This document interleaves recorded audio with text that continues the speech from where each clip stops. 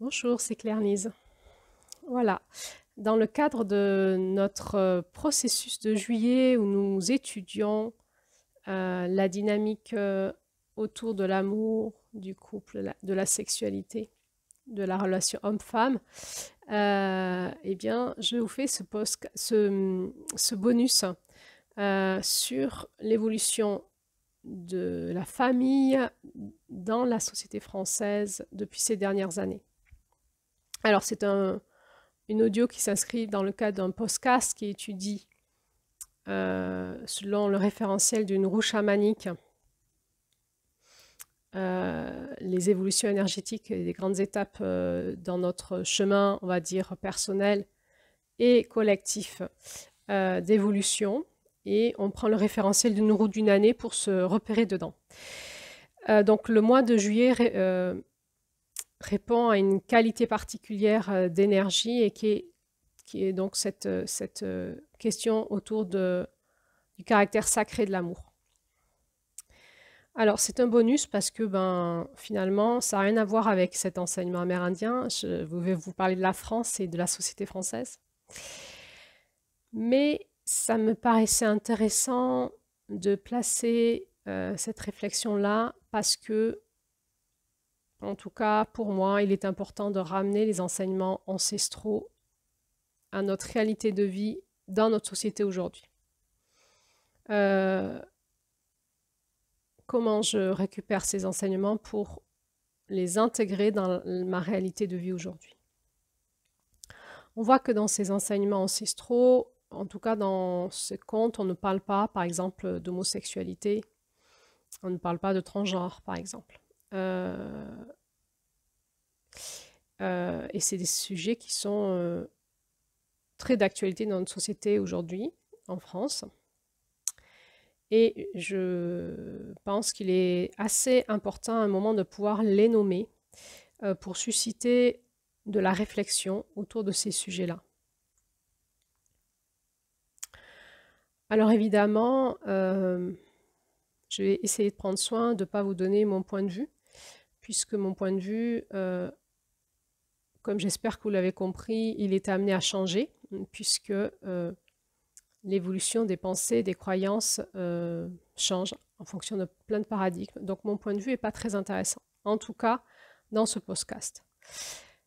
Ce qui serait intéressant sur des sujets aussi brûlants que la notion de la famille, du couple, de la filiation, de la parentalité, il serait intéressant de faire des tables rondes pluridisciplinaires avec plein de regards différents parce que chaque regard est intéressant et la réflexion est plurielle.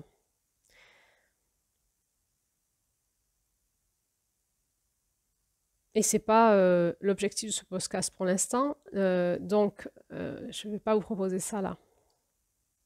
Mon objectif, c'est simplement de nous aider à prendre conscience que il y a des sujets dans nos vies qui sont brûlants. Pourquoi? Parce qu'ils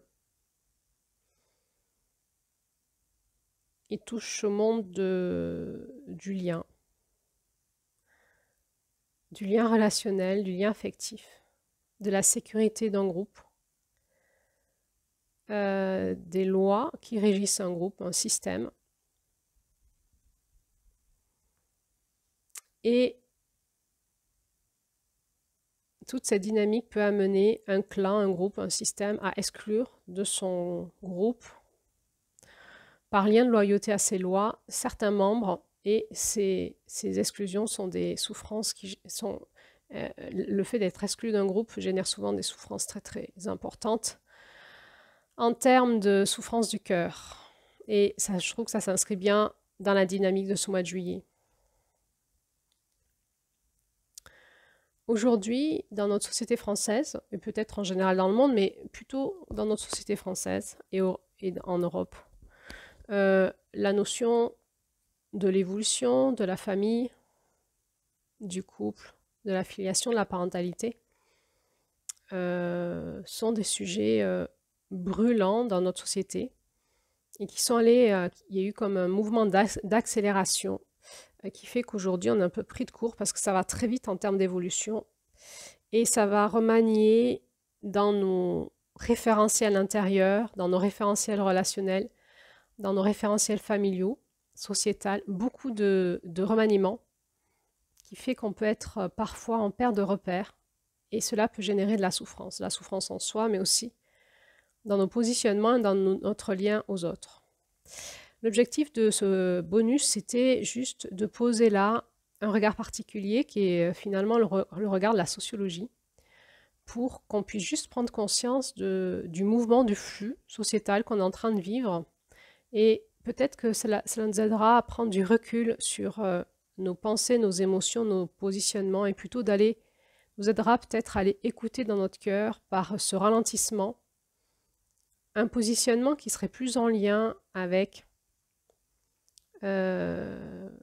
finalement ce dont on est porteur, nous, comme sagesse, comme qualité liée à l'amour et à ces situations-là.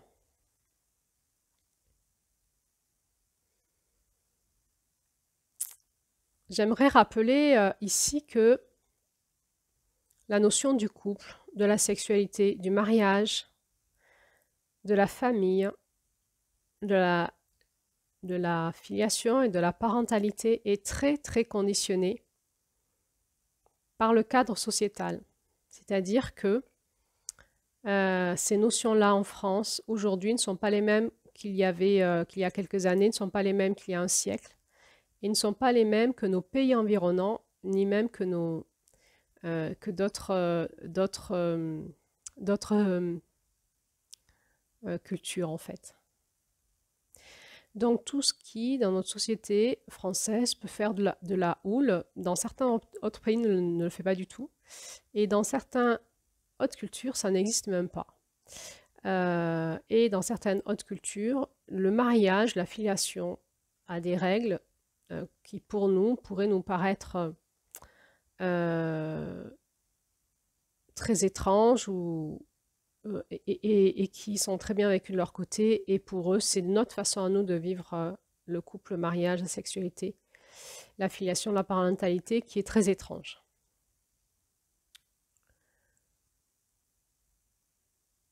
Aussi, c'est très compliqué, je trouve, finalement. Ces notions-là, elles sont très compliquées parce que comment avoir une pensée libre, comment avoir une écoute du cœur libre quand on est autant conditionné dans notre sécurité ontologique intérieure en lien avec notre groupe de référence et aussi en lien avec la façon dont on a été conditionné dans notre enfance ou par la société d'aujourd'hui. Les premiers systèmes qui nous conditionnent, évidemment, sont nos systèmes parentaux, et puis familiaux, famille élargie. Et donc, il y a des règles, des lois dans nos familles, des croyances. Et évidemment, nos familles vont développer ces règles, ces lois, ces croyances en lien avec la notion du couple, de la parentalité, de la famille. Et eux-mêmes sont conditionnés par leur propre famille. Nos parents sont conditionnés par leur propre famille, mais aussi par leur propre culture, leur propre pays d'origine et leur propre religion. Ce qui veut dire que quand on est dans une famille, ces sujets-là, sur ces sujets-là, on est extrêmement conditionné.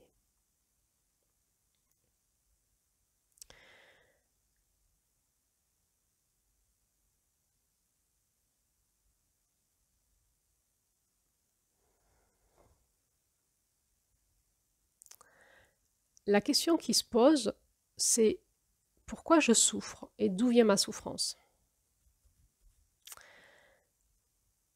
Vous savez, quand on est thérapeute, notre déontologie nous demande d'être neutre.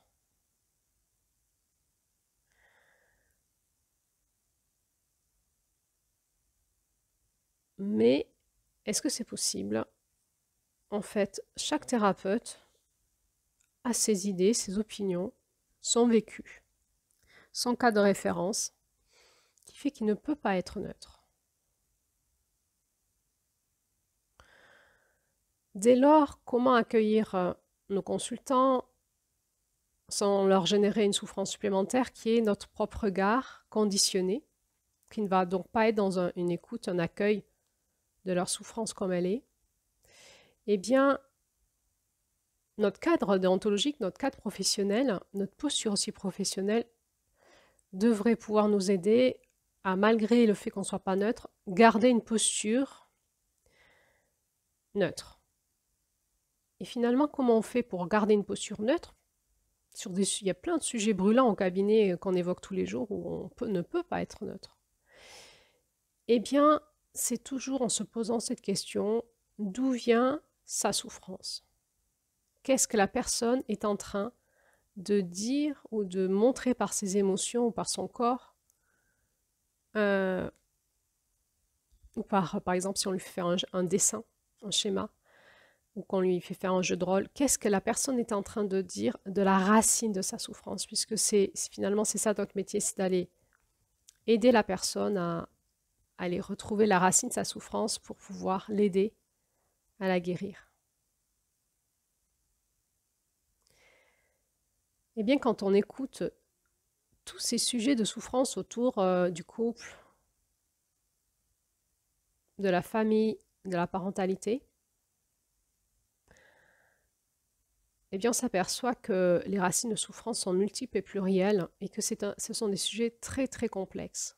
On ne peut pas avoir un regard binaire, bien mal, mais on est obligé d'élargir notre regard, notre conscience et d'observer tout ce phénomène de la famille, du couple, de la sexualité, de la parentalité, de la filiation, dans un contexte, remettre tout dans le contexte de la personne. C'était quoi son contexte familial?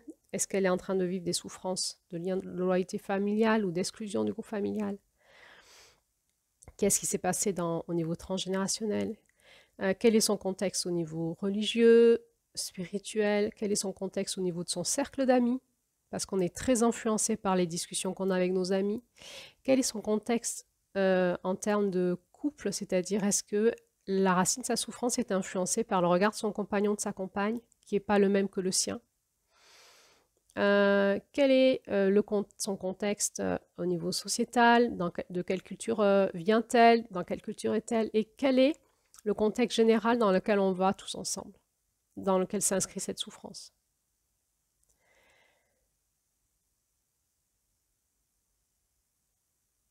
Aussi, on comprendra que les réponses que pose notre société française aujourd'hui sur la définition de qu'est-ce qu'un couple, sur la définition de qu'est-ce que c'est qu'une famille, sur la définition de qu'est-ce que c'est que la parentalité, sur les questions qu'elle pose autour de la procréation médicalement assistée, de la gestation pour autrui,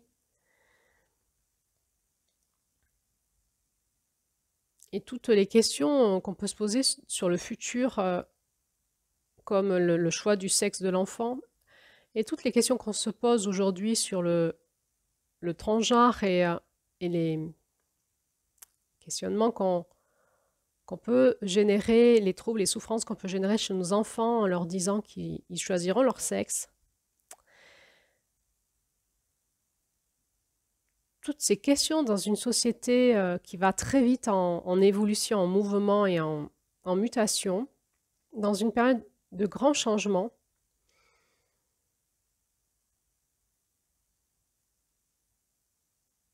finalement, il vaut mieux s'abstenir d'avoir des réponses et plutôt avoir cette posture de l'accueil total et de la compassion pour vraiment pouvoir acquérir cette qualité d'être le contenant qui contient quelque chose qui s'éparpille. Parce que ces sujets-là sont des sujets qui sont extrêmement brûlants. Et quand les personnes viennent consulter, il n'y a pas de réponse à apporter, il y a juste à contenir la souffrance pour aller dans ce contenant alchimique, aider la personne à trouver dans sa propre alchimie son propre chemin de guérison. Eh bien, tenir la posture du contenant alchimique, c'est c'est pas facile parce qu'on va toujours amener la personne à sa souffrance. Elle veut s'en échapper, elle veut des réponses, elle veut. Il va falloir qu'on la ramène à sa souffrance en permanence, sans apporter de réponse, pour que elle-même, elle puisse trouver son propre chemin dans ce processus alchimique.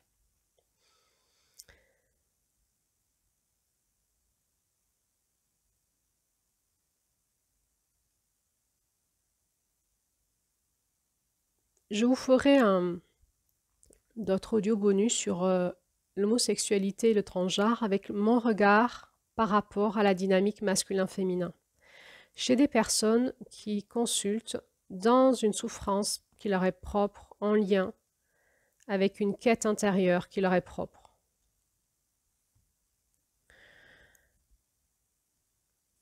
Je vais prendre ce risque de poser là mon regard un peu de spécialiste là-dessus. Mais c'est bien dans ce contexte-là que je le poserai. Il me paraissait important de pouvoir aussi prendre la liberté de parler de ces sujets brûlants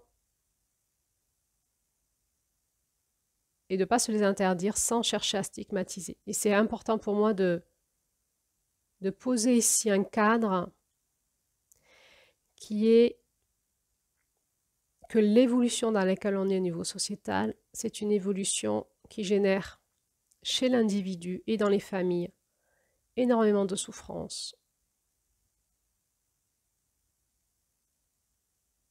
Et qu'il est probablement important de pouvoir développer la qualité de l'accueil et de la compassion et du féminin qui va avoir cette capacité à écrouler ses propres croyances pour pouvoir accueillir la souffrance de l'autre sans mettre de jugement. Sinon, c'est rajouter de l'huile sur le feu.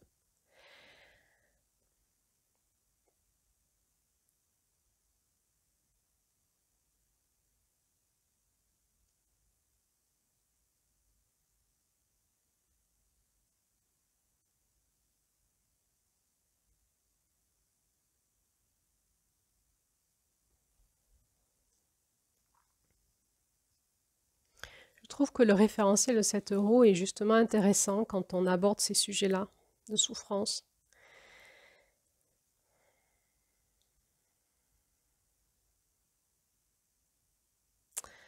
Parce que ça nous permet de remettre un cadre dans un espace où il n'y a plus de cadre.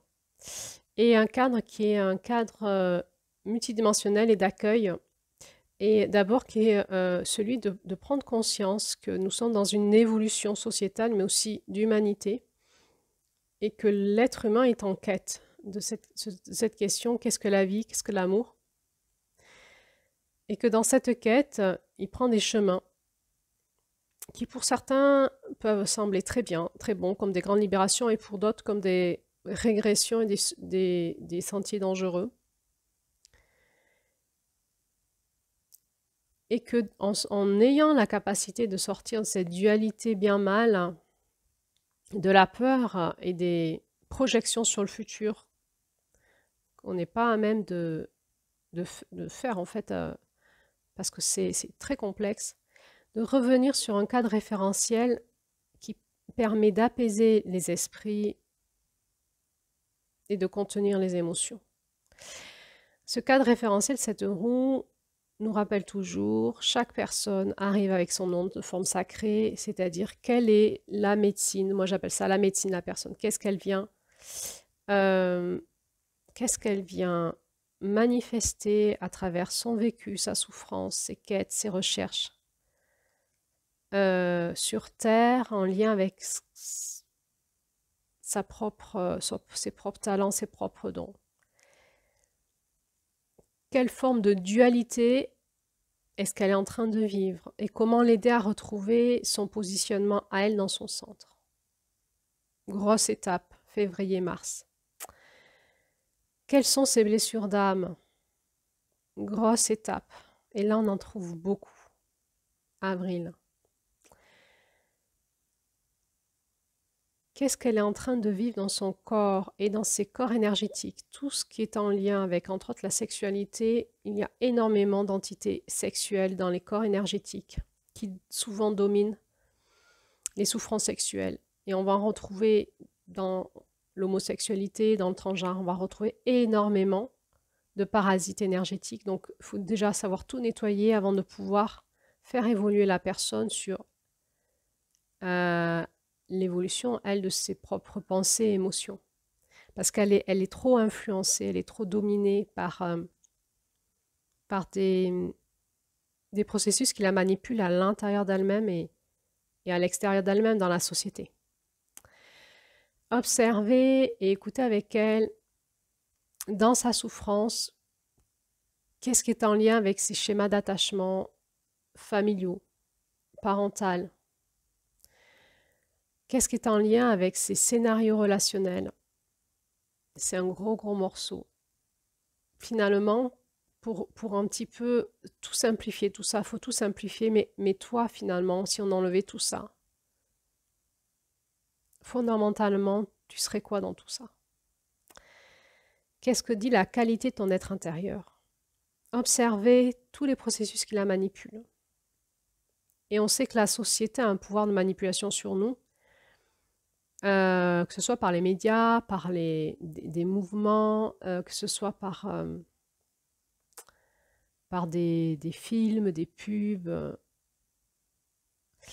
des livres, mais que aussi la religion a ce même pouvoir. Finalement, pour amener la personne à devenir comme mise à nu, dans une simplification extrême pour qu'elle puisse se rencontrer elle-même dans ces sujets brûlants. De quel sujet je parle? Je parle de qu'est-ce qu'un couple. Est-ce que, par exemple, je peux être la maîtresse d'un homme marié?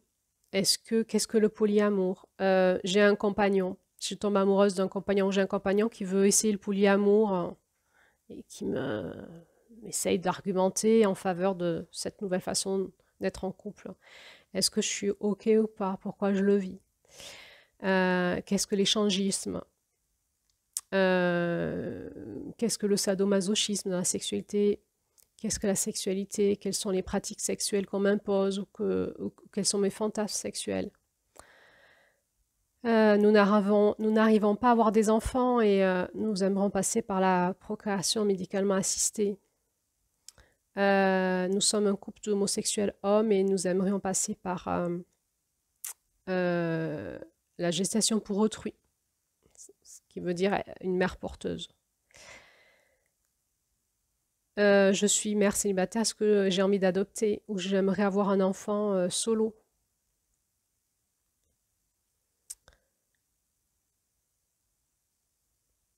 Etc., etc., etc. J'aimerais faire une transition de genre. J'ai un enfant, il a 7 ans et à l'école, il ne sait plus s'il est un petit garçon ou une petite fille, il est perdu. Il commence à me dire qu'il n'est plus un petit garçon qu'il est une petite fille. Et je suis une maman et je suis en panique. J'ai subi ma transition de genre et quelques années après, j'en souffre et je regrette. Et je ne peux plus revenir en arrière.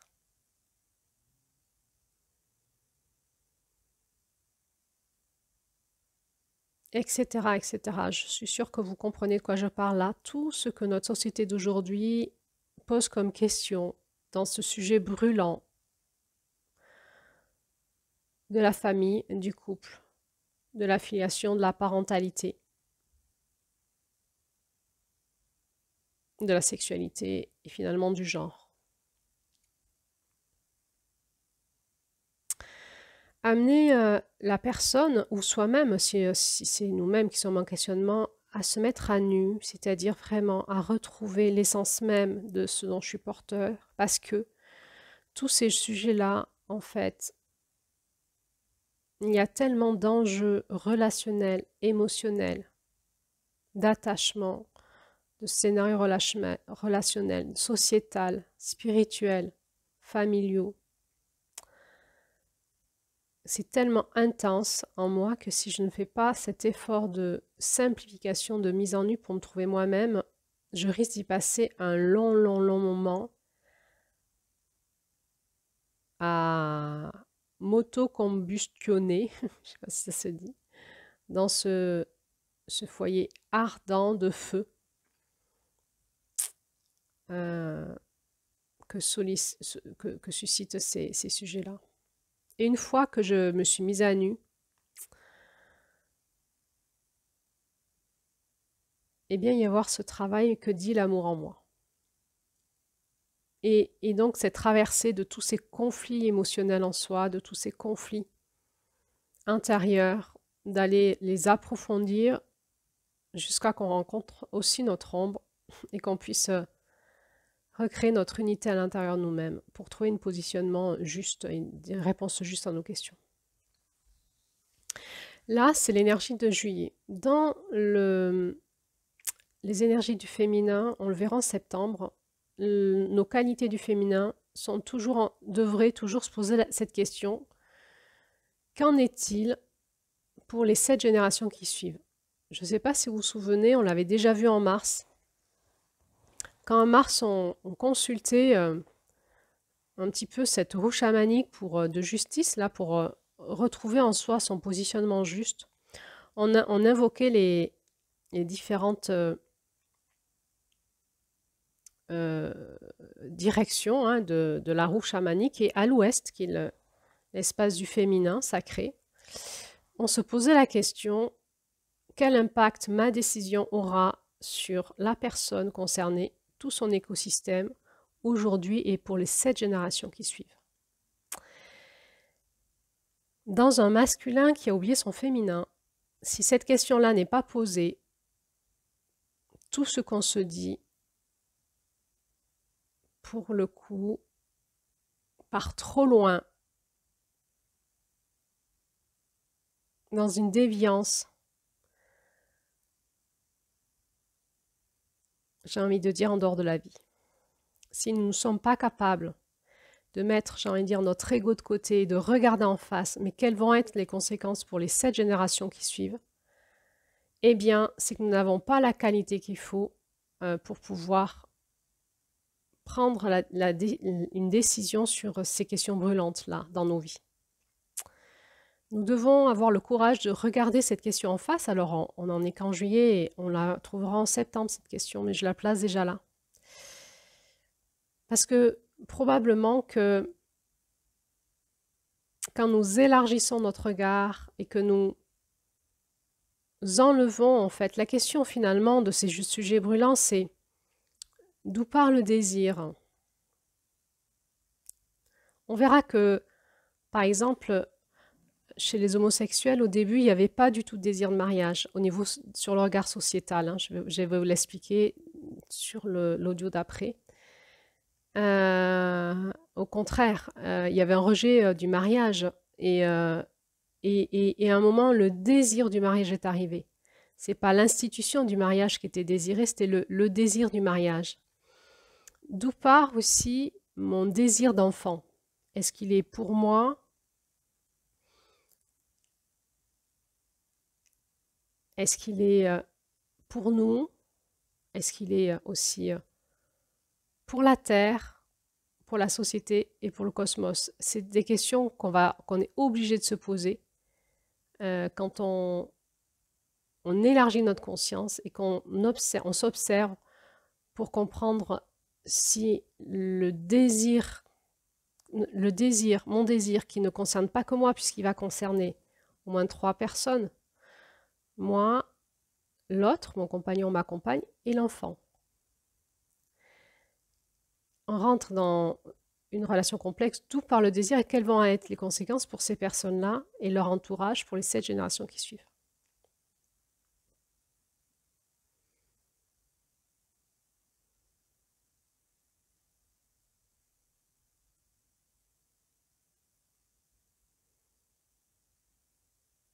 Voilà, c'était une audio bonus d'introduction